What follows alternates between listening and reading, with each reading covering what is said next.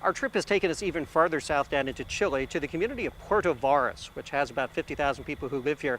It's located right along this lake, the Yankee Way Lake.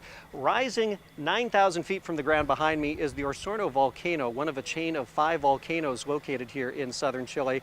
It is absolutely gorgeous, there's no question about that. But what is happening now, 6,000 miles away from St. Joseph, our temperatures have cooled. We are getting farther into fall down here south of the equator. So while you're finally enjoying spring up north, it's getting colder here, highs only in the low 50s today. Now, as our temperatures continue to change and as the terrain has changed from the busy cities of the north down to the rugged south, one thing that hasn't changed one bit is the interest that the Chileans have in us Americans. For the Northwest Missourians traveling in central and southern Chile, it was a media blitz unlike anything they'd ever expected. I'm blown away. This is a big deal. I had no idea how big a deal this really is to the Chileans. Their goodwill trip to the South American country was covered by local media at every stop they made. It even included a live interview on Chilean television. And we're always curious and interested to know what you think about us, what you like, what you didn't like, what will you change, what was in comparison with your culture, what about our culture. For newspaper journalist Paula Alvarez, getting the impression of the Americans was important.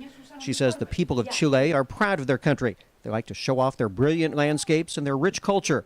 And they seem to appreciate the Americans' natural-born curiosity in other places. What do I learn from the Americans? I realize that most of them, they already investigate about a place before they get to that place. Kind of a natural-born curiosity. Yes. Almost. We're curious people. You are curious by nature, we yes. ask lots of questions. And that's great. It didn't take a formal media interview to share about the American and Chilean cultures. Good food, good Chilean wine, and great conversation among new friends were enough to find out that while separated by thousands of miles, people from both north of the equator and south of the equator maybe aren't so different. And we like to have good times, we like to eat good food, we like to meet new people. At the end, as I tell you, we're all the same community, and we are much more alike than different.